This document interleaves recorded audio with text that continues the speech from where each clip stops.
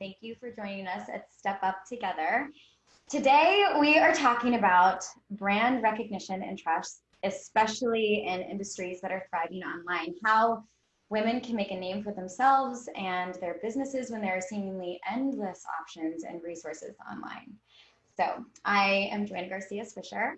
I work on the Netflix show Sweet Magnolias, and I'm also co-founder of The Happy Place, an online destination for all things home and happiness. Our other panelist is Ellen Yin, the founder of Cubicle to CEO, which is an online membership and podcast teaching entrepreneurs how to attract consistent customers. Through her social media agency, Ellen Yin Media, LLC, Ellen has worked with multi-million-dollar brands, Fortune 500 executives, and best-selling authors. So thank you both for being here. That is one of when I was learning about you all, I was like, wow, these are two incredible women. We are really lucky that we get to sit here and do this today. So I can't wait to pick your brain and ask you all a few questions. Ellen, this question is specific to you. So you work with other brands and businesses as a consultant. And I was curious if there's any common mistakes that you see that the big brands and entrepreneurs make with their online presence, and maybe how you could speak to that, and maybe how, you know, the smaller brands like us can benefit from that.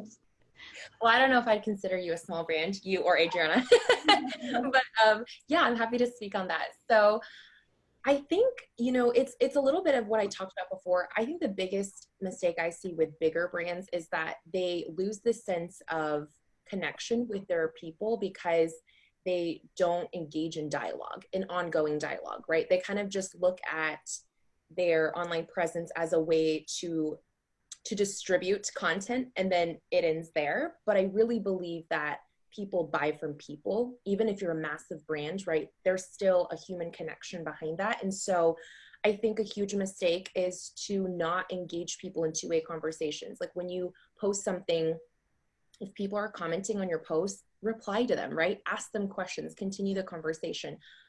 I respond to literally every single direct message that comes into my inbox, because if people took the time out of their day to send me something, I want to, reciprocate that.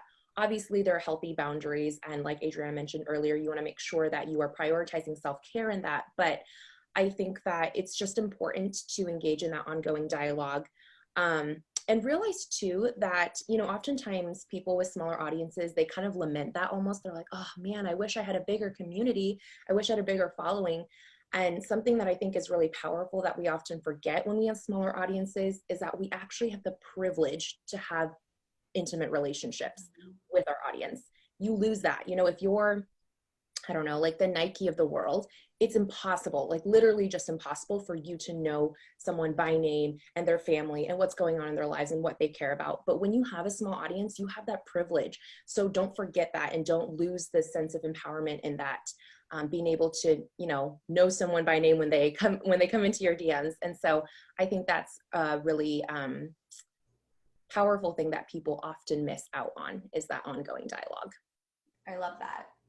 I definitely feel like at the Happy Place, I really treasure that intimacy, because I also have a public page for my work as an actress, and sometimes I'll let that cross over a little bit because I get really excited about sharing the Happy Place, stuff here and there. But it's such a special place for me, because I know the people that are following us are there really because they're excited for that. So it means a lot to me. So that really resonated.